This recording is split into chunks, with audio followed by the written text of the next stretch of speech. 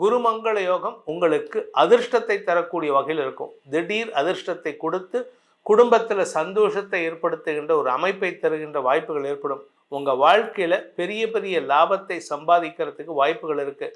ஆனால் அதே செவ்வாய் தான் உங்களுக்கு கடன் அடைக்கிறதுக்கு உண்டான உதவி பண்ணணும். ஆனால் அவர் என்ன பண்ணுவார்னா, செவ்வாயின் 8ஆம் பார்வை 3ஆம் இடத்துக்கு இருக்கிறதுனால எந்த ஒரு வழக்காக இருந்தாலும் சரி உங்களுக்கு வெற்றி நிச்சயம். குரு மிதுன ராசியிலிருந்து தன் பார்வையை கொடுக்கிறார். குரு மங்கள யோகம் ஏற்படுகின்றது. ஆனால் செவ்வாய்க்கு சனியின் பார்வையும் வருது. பொதுவாக நம்ம ஏற்கனவே சொல்லியிருக்கோம், சனி பார்வையில் செவ்வாய் இருந்தாலோ செவ்வாய் பார்வையில் சனி இருந்தாலோ உலக அளவில் உயிரிழப்புகள் ஏற்படும் அப்படின்னு சொல்லிட்டு. ஆனால் இப்போ அது ரொம்ப இருக்காது. என்ன சார் முன்னுக்கு பின் முரணாக பேசுகிறீங்க? முன்னுக்கு பின் முரணாக பேசலை, இருக்கிறத சொல்கிறேன். ஏன் அப்படின்னா, ஓம் ஸ்ரீ குருப்யோ நமக. ஹரிஹி ஓம். ஜெய் புவனேஸ்வரி. அனைத்து டிவோட்டி நேஷன் நேயர்களுக்கும் உங்கள் வேத ஜோதிடர் பிரகாஷ் நரசிம்மனின் அன்பான வணக்கங்கள். செவ்வாய் பயிற்சி பலன்கள். இந்த செவ்வாய் பயிற்சி பலன்கள் அனைத்தும் பொது பலன்கள் மட்டுமே. திருக்கணித பஞ்சாங்க முறைப்படி கணிக்கப்படுகின்ற இந்த பலன்கள் உங்களுக்கு சாதகமாகவோ பாதகமாகவோ நடந்திட உங்களுடைய ஜனனகால ஜாதகம் மற்றும் தசாபுக்திகள் துணை நிற்க வேண்டும். அது எதுக்கு சார் செவ்வாய் பயிற்சி பலன்கள், சுக்கிர பயிற்சி பலன்கள்னு குறிப்பிட்ட கிரகங்களுக்கு மட்டும் போட்டுட்டு வரீங்க? ஏன் பொதுவாக பல பலன்கள்னு போட்டுட்டு வரீங்களே, ராசி பலன்கள்னு போட்டுட்டு வரீங்களே, அதில் இந்த பலன்களில் சொல்ல மாட்டிங்களா அப்படின்னு சில பேருக்கு ஃபோன் பண்ணி கேட்டாங்க. ஆக்சுவலாக இது எதுக்காக சொல்கிறது அப்படின்னா, சுக்கிரன் ஒரு விதத்தில் இம்பார்ட்டண்ட், முக்கியமான கிரகம். அதே மாதிரி செவ்வாயும் ஒரு விதத்தில் இம்பார்ட்டண்ட். சில பேர்த்துக்கு பார்த்திங்கன்னா, அம்மா பையன், அம்மா பொண்ணு, அப்பா பையன், அப்பா பொண்ணு, இல்லை அண்ணன் தம்பிக்குள்ள ஒரு கார்டியல் ரிலேஷன்ஷிப்பே இருக்காது. என்ன காரணம்னா இந்த செவ்வாய் தான் காரணம். எப்படி சுக்கிரன் கணவன் மனைவி உறவில் ஒழுங்காக இருக்க உதவியாக இருக்கோ, அது மாதிரி இந்த செவ்வாய் ஒழுங்காக இருந்தால் மட்டும்தான் உடன்பிறப்புகளுடனும் தாயாருடனும் மனஸ்தாபம் இல்லாமல் இருக்கக்கூடிய வகையில் இருக்கும். அப்படி சப்போஸ் இது ஒழுங்காக இல்லை அப்படின்னா இந்த ரிலேஷன்ஷிப்பில் அக்ரெசிவ்னஸ் ஜாஸ்தி ஆகும். கோபம், வெறி, எரிச்சல், ஆளுமைத்தன்மை இதெல்லாம் ஜாஸ்தி ஆகும்.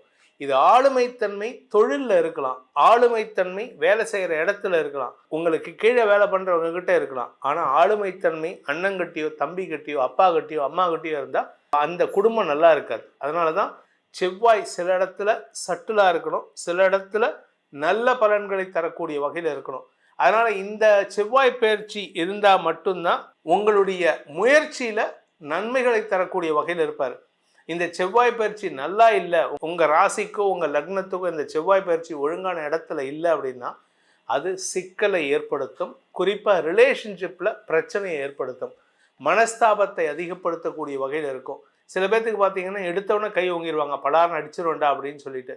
அதுக்கு காரணம்னா இந்த செவ்வாய் கொஞ்சம் அக்ரெசிவாக இருப்பார், நீச்ச பங்கமாக இருப்பார், இல்லாட்டி மகரத்தில் உச்சமாக இருப்பார், இல்லாட்டி 4ஆம் இடத்துல இருப்பார், 2ஆம் இடத்துல இருப்பார். இந்த மாதிரி இடங்களில் இருந்தால் செவ்வாய் இருந்தார்னா நீங்கள் பேசுகிறதே அடிக்க வர மாதிரி தான் இருக்குது. இவன் என்னப்பா அப்படி கோவப்படுறான், அக்ரெசிவாக அடிக்க வர மாதிரி செயல்படுறான்னா அதுக்கு காரணம் இந்த செவ்வாய் தான். அந்த செவ்வாய் பயிற்சி மாதம் நடந்துட்டு இருக்கு. எப்போ நடக்கிறது அப்படின்னு பார்த்தீங்கன்னா, இந்த மாதம் டிசம்பர் மாதம் 7ஆம் தேதி அன்னைக்கு செவ்வாய் பயிற்சி ஆகிறாரு. எங்கே அப்படின்னு கேட்டால், விருச்சிக ராசியிலிருந்து தன்னுடைய சொந்த வீட்டிலேருந்து தனுசு ராசிக்கு பயிற்சி ஆகிறார், குருவோட வீட்டில். இந்த குருவோட வீடுங்கிறது அவர் உச்சஸ்தானத்தை நோக்கி பயணிக்கிறார். அதில் இந்த நல்ல விசேஷம் என்னென்னா, குரு மிதுன ராசியிலிருந்து தன் பார்வையை கொடுக்கிறார். குரு மங்கள யோகம் ஏற்படுகின்றது. ஆனால் செவ்வாய்க்கு சனியின் பார்வையும் வருது. பொதுவாக நம்ம ஏற்கனவே சொல்லியிருக்கோம், சனி பார்வையில் செவ்வாய் இருந்தாலோ செவ்வாய் பார்வையில் சனி இருந்தாலோ உலக அளவில் உயிரிழப்புகள் ஏற்படும் அப்படின்னு சொல்லிட்டு. ஆனால் இப்போ அது ரொம்ப இருக்காது.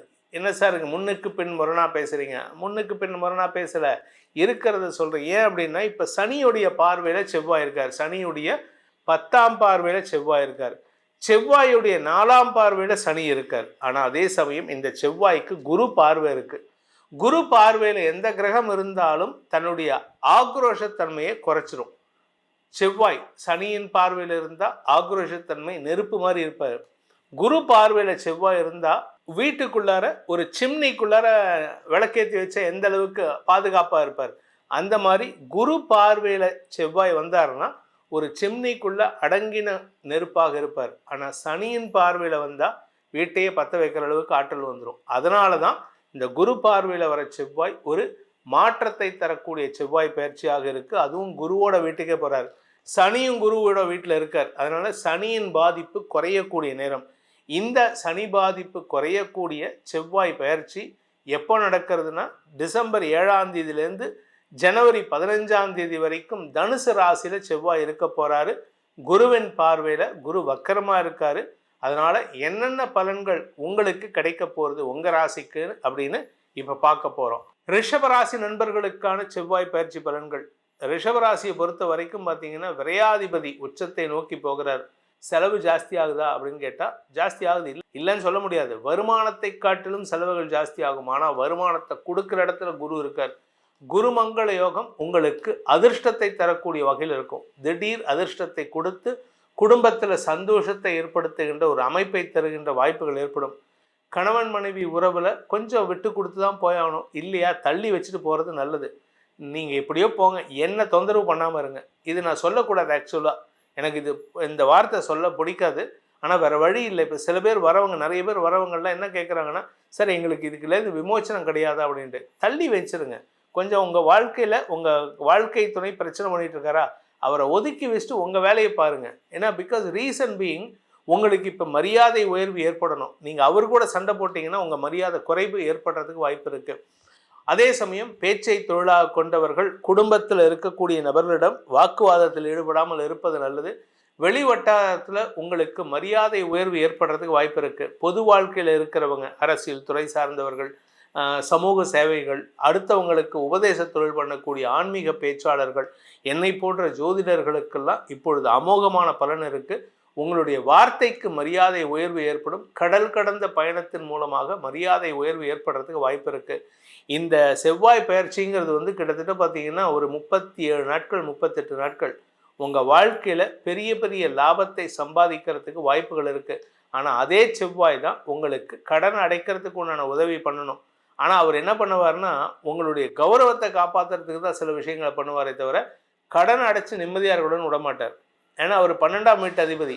12ஆம் வீட்டு அதிபதி 12ஆம் இடத்தை பார்க்கறதுக்கு உண்டான நேரம் அடுத்த ஜனவரி 15ஆம் தேதியிலேருந்து ஏற்படுறது. அதனால் தூக்கத்தை கெடுக்கணும். தூக்கத்தை கெடுத்தால் ஃபாரின் போனால் தூக்கத்தை கெடும். அங்கே தூக்கம் வராது. நீங்கள் போகிற இடத்துக்கு உங்களுக்கு தூக்கம் வராது. ஆனால் அது நல்லது பண்ணும் அந்த விஷயத்தில். ஆனால் உங்களுடைய கணவன் மனைவி உறவில், இந்த தாம்பத்திய உறவில் மனஸ்தாபத்தை ஏற்படுத்துகின்ற ஒரு தடுமாற்றத்தை ஏற்படுத்துவார். குழந்தைகள் விஷயத்தில் ஒரு நல்ல மாற்றங்கள் ஏற்படும். செவ்வாயின் 8ஆம் பார்வை 3ஆம் இடத்துக்கு இருக்கிறதுனால எந்த ஒரு வழக்காக இருந்தாலும் சரி உங்களுக்கு வெற்றி நிச்சயம். அதனால் உங்கள் பேரில் யார் வழக்கு போட்டாலும் சரி, போடா அப்படின்னு சொல்லிட்டு சிரிச்சு போயிட்டே இருங்க. உங்களுக்கு வெற்றிகள் நிரந்தரமாக கூடிய நேரம் இது. அடுத்த 2 வருஷத்துக்கு இதுதான் ஸ்டார்டிங் பாயிண்ட். இப்போ ஆரம்பிச்சதுன்னா அதுக்கப்புறம் உங்களுக்கு பிரச்சனை இருக்காது. ஆனால் 8ஆம் இடத்துல செவ்வாய் வர்றதுனால ரிலேஷன்ஷிப்பில் பாதிப்புகள் ஏற்படுறதுக்கு வாய்ப்பு இருக்குது. 6, 7, 8 இந்த இடத்துல செவ்வாய் வந்தாலும் சரி, சுக்கிரன் வந்தாலும் சரி, கொஞ்சம் பாதிப்பு இருக்குது. ஆனால் வருமானத்திற்கு குறைவு இருக்காது. பண விஷயம் நல்லா இருக்குது. ஆனால் ரிலேஷன்ஷிப்பில் நீங்கள் யாருக்கிட்ட பேசினாலும் எரிச்சல்ல வார்த்தையை விட்டுட்டு அவங்களுக்கு சலிப்புத்தன்மை ஏற்படுத்துவீர்கள்.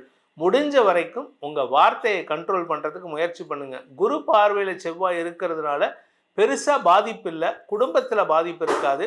பட் இருந்தாலுமே கவனமாக இருக்கணும் இல்லை. அதனால் நீங்கள் என்ன பண்ணலாம் அப்படின்னு கேட்டீங்கன்னா, முருகனை வழிபட்டு வாருங்கள். முருகக் கடவுளை வழிபட்டு ஸ்கந்த குரு கவச்சத்தை தினமும் பாராயணம் செய்யுங்கள், அல்லது திருப்புகழை தினமும் பாராயணம் செய்து வாருங்கள். உங்கள் வாழ்க்கையில் பேச்சினால் பாதிப்புகள் வராமல் அந்த முருகக் கடவுள் காப்பாற்றுவார். இந்த செவ்வாய் பயிற்சியானது உங்களுடைய தனிப்பட்ட ஜாதகத்துக்கு எப்படிப்பட்ட பலன்களை நல்கக்கூடிய வகையில் இருக்குது அப்படின்னு தெரிஞ்சுக்கணும்னு ஆசைப்படுறவங்க கீழே கொடுக்கப்பட்டுள்ள தொலைபேசி எண்களில் தொடர்பு கொண்டு பலன்களை அறிந்து கொள்ளலாம். இதன் மூலமாக உங்களுடைய வாழ்க்கையில் ஏற்படக்கூடிய ரிலேஷன்ஷிப் பிரச்சனைகளையும், குறிப்பாக உறவுகளுக்குள்ள உங்கள் மனஸ்தாபங்களை குறைப்பதற்கும், வேலை செய்கிற இடத்துல உங்களுடைய ஆக்ரோஷத்தன்மையை குறைப்பதற்கும் இது உதவிகரமாக இருக்கும். அதே சமயம் சில பேர்த்துக்கு தேவையில்லாமல் போலீஸ் கேஸு வழக்குன்னு இல்லாமல் இருக்கிறதுக்கும் இது உதவிகரமாக இருக்கும். இதன் மூலமாக உங்களுடைய எதிர்காலம் சிறப்பாக இருக்கிறதுக்கு உதவிகரமாக இருக்கும் என்பதை சொல்லி உங்கள் அனைவருக்கும் நல்வாழ்த்துக்களை தெரிவித்துக் கொண்டு உங்களிடமிருந்து விடைபெறுவது உங்கள் வேத ஜோதிடர் பிரகாஷ் நரசிம்மனின் அன்பான வணக்கங்களுடன். நன்றி, வணக்கம்.